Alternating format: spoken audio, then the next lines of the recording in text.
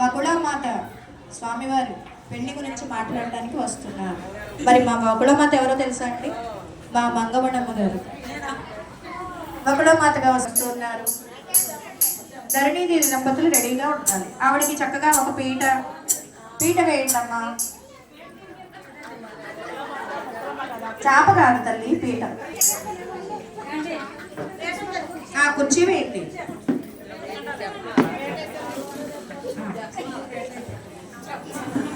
ఆ కుర్చీలో కూర్చోబెట్టి ఆ పీట కాలు దగ్గర వేస్తే పీట కాలు మీద పెట్టాలి. మరి ఇప్పుడు ధరణీదేవి దంపతులనే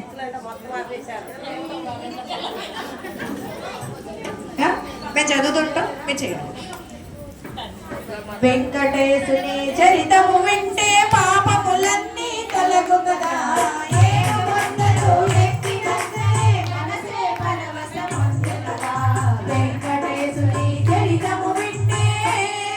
వకుళాదేవి ఆకాశరాజుతో పెళ్లి మాటలు పలుకుట. వకుళమాత బయలుదేరి నారాయణపురమే చేరెనుగా.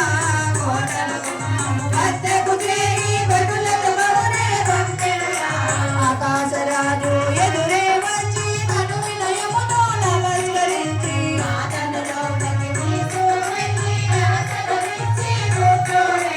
దంపతులెరువురు కాళ్ళు కలిగి కబురీసి గౌరవించి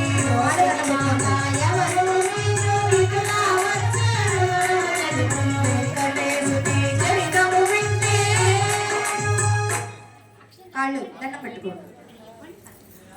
ఇప్పుడు వకుళమాత ఆకాశరాజుతో ఆవిడ మాట్లాడుతూ ఉన్నారు. మాట్లాడండమ్మా వకుళమాత. మా నివాసమే శేషాచలము వకుళాదేవి అందరు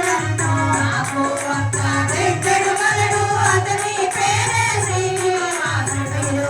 అయినా మేళవాడు వశిష్ఠ గోత్రము గలవాడు.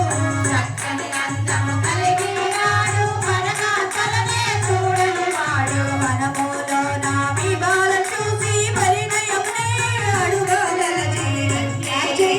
పంపినాడు నీ సమ్మతమే తెలియచేయు. మానవ మాతృడు కాడు దైవాంశకు చెందినవాడు.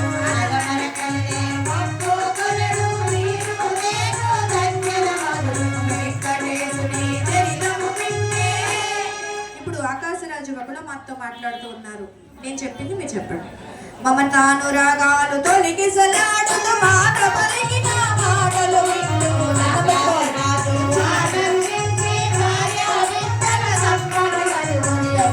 తోటే నమస్కరించి కబురే మీకు పంపెదను.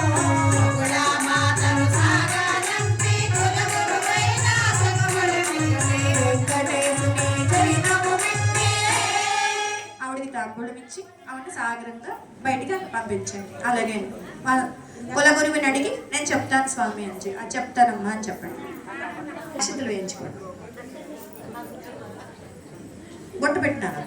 బొట్టు పెట్టి తాంబూలం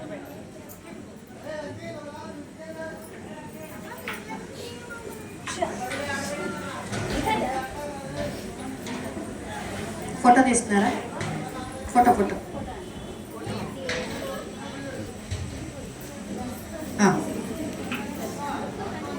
వెంకటేశుని చరితము వింటే పాపములన్నీ తొలగునా. ఏడు కొండలు ఎక్కినంతనే మనసే ఆకాశరాజు బృహస్పతితో శుభలగ్నం రాయించుట. గురువర్యులనే ఆహ్వానించి తగురి తీనే పూజించి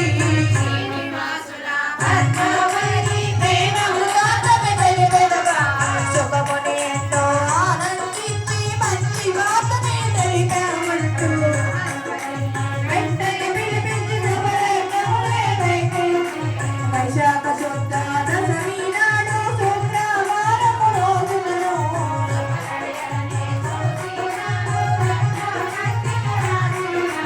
వెంకటేశుని చరితము వింటే సుఖముని శ్రీనివాసునికి లగ్నపత్రిక అందించుట. లగ్నపత్రికలు ఎక్కడున్నాయంటే